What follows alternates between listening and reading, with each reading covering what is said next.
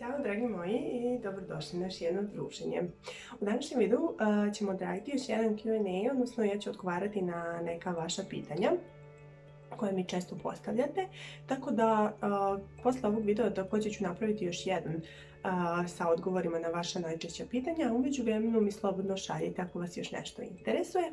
Ako se niste prijavili, ja vas pozivam da to uradite već danas putem linka koji je u opisu ovog videa, znači sadrži kod ALEX2 i također koristite mail kao preporuku za posao u ovoj kompaniji. Prvo pitanje na koje ću odgovoriti danas je ne prihvataju mi profilnu sliku, šta treba da uradim? Znači, moj vam je savjet da ukoliko vam ne prihvataju profilnu sliku koju ste sami napravili kod kuće, da odete do fotoradnje, znači da se lepo obučete, znači možda neki crni sako, bela majica, bela košulja i slikajte se u fotoradnji i sa tom slikom ne bi trebalo da bude problema, znači tražite fotografiju kao za bilo koji dokument, za pasoš, za ličnu kartu. A ako vam ni to ne uspe, onda ja ću vam ostaviti link do jednog sajta gdje ćete skinuti skroz pozadinu, bez obzira koliko se ona vama činila bela, ako je siva ili bež, znači odite lepo na taj sajt, znači skinite skroz pozadinu i onda stavite čisto belu. I s tim nema greške i gledajte da to lepo kropujete, znači oni će vam poslati onako kako treba da isečete tu fotografiju i onda prosto sačekajte odgovore od admina da je vaš profil aktiviran. Također sljedeće pitanje, šta je to badge? Badgeom se nazivaju u stvari kursevi u Native Campu. Znači kao početnik vi dobijate 5 kurseva, osnovnih kurseva koje je potrebno da radite sa vašim studentima, a kasnije naravno u Learning Kit delu za nastavnike možete da pogledate tutoriale, odnosno primjere videa koji za sve badge-eve, odnosno za sve kurseve koje postoje u Native Campu i kasnije tokom određenog perioda svakako ćete dobiti neke od tih kurseva. A u međuvremenu, ako želite i ranije, možete da ih zatražite, obratite se adminima, oni će vam poslati neke kvizove da odradite i onda ste dobili i te nove kurseve. Sljedeće pitanje, prosek ocena, da li je to 100? Da, znači vama je bitan prosek koji studenti vide, znači on se menja i ažurira svake nedelje. Tako da je to prosek posljednjih 100 ocena i taj prosek vide vaši studenti i na osnovu tog proseka se vi rangirate, tako da obratite pažnju na prosek. Bitna stvar je da je prosek se odnosi na posljednjih 100 ocena, znači ukoliko ste vi imali prvih 5 ocena su bile četvorke, a sljedećih 100 imate sve petice, vaš prosek će biti 5.00. Znači, što više časova radite, to je veća mogućnost da ako ste na početku imali neke loše ocene, da se one sada izbrišu. Sljedeće pitanje, šta je potrebno da uradim da bi admini obrisali ocenu? Nažalost, s obzirom na to na veliki broj časova, potrebno je da imate video kao dokaz. Vi se trudite na svakom času da sve odradite što je najbolje, ali ako vidite znači da čas je krenuo u nekom smeru u kojem se vama ne sviđa, vi iskoristite neku od opcija za snimanje časova. Kasnije možete to da uploadujete na bilo koji drive i taj link da pošaljete adminima kao zahtev, odnosno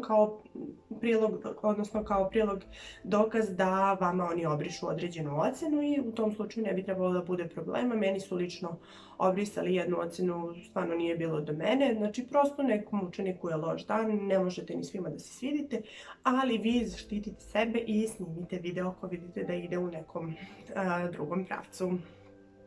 Sljedeće pitanje, pending minuti, nije mi plaćen čas.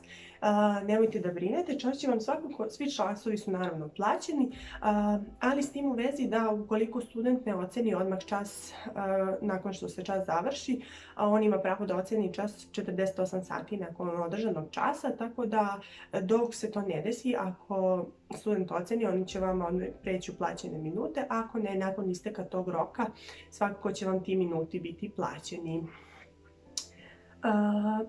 Sljedeće pitanje, student se nije pojavio na mom zakazanom času, šta sada?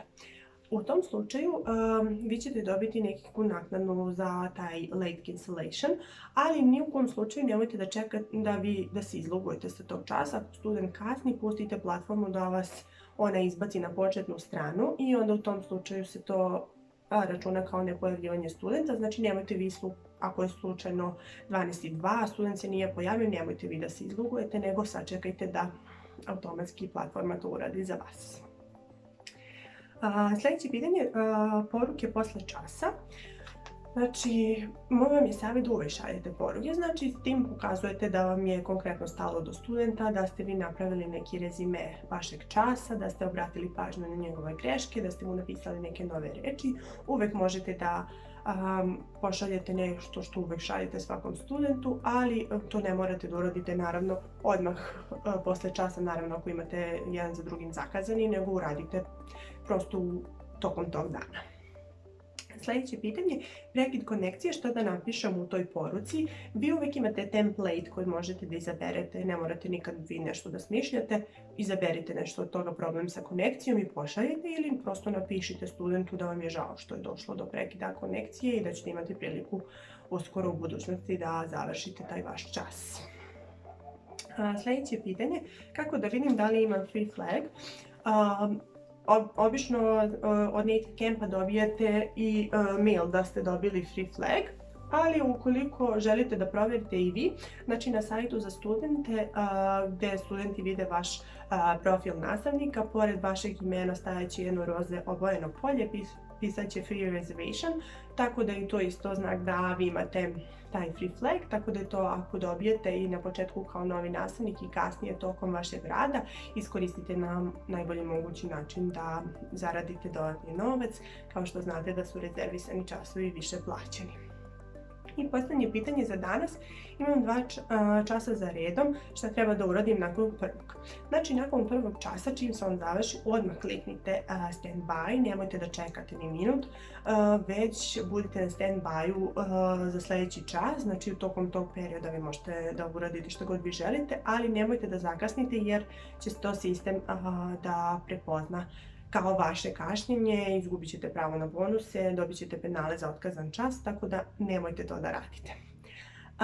Vidimo se u sljedećem videu koji će biti još jedan Q&A, a do tada mi pišite o svemu što vas zanima i prijavite se za Native Camp, znači kao što već znate, link je ispod ovog videa sa kodom ALEX2, također i moj mail, a vidimo se sljedeći put.